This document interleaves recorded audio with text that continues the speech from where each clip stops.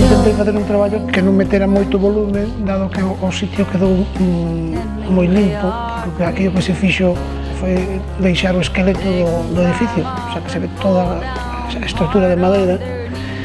E o que fixen é unha especie de recorrido cos personaxes que están interrelacionados, é un pouco unha especie de mirada santiaguesa. A planta baixa empeza con unha muller, unha aguadora, que leva na man un cabazo, que está falando con outro personaxe que aparece nun balcón no primer piso, no primer andar. Despois, no seguinte andar, hai dous curas, tamén personaxes moi compostelanos. No outro andar aparece unha referencia un pouco á mitoloxía galega, entendendo que Santiago de alguma maneira xorde tamén un pouco do mito, non?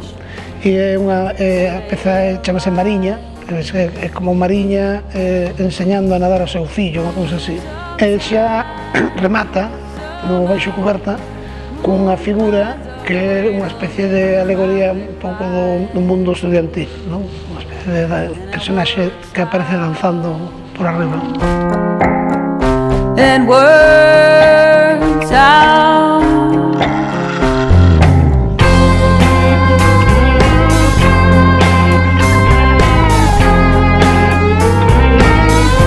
Esta casa grande do Pozo, ou como chamalle Cabido, en calquer caso, para nós vai ser unha das casas en donde estarán casi permanentemente a obra que temos na colección Caixa Galicia de Francisco Leiro, que é unha das máis importantes. Gracias, Francisco, gracias, señor Leiro, por estar sempre a disposición do arte e por estar a esta disposición de nós que é capaz de interpretar o que nos buscábamos en esta línea. Despois o que estou facendo agora, estou preparando varias cousas, estou traballando estes días nunha peza para unha exposición que se está organizando, que vai a empezar en Nova York, sobre o sono de Martin Luther King.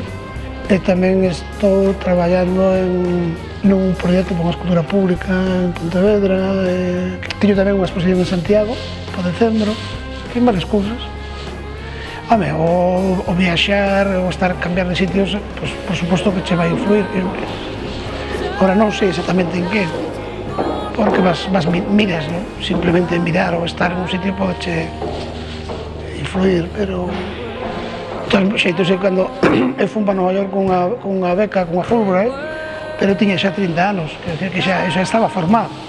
Tampouco é que vas ali de chavalito e che influye aquelo, non? Te transforma e acabas vindo para aquí con cara de cowboy, non. Eu nací en Cambados, me formei en Cambados, miña familia de Cambados son cambadés, iso non me vai a quitar ninguén, vamos.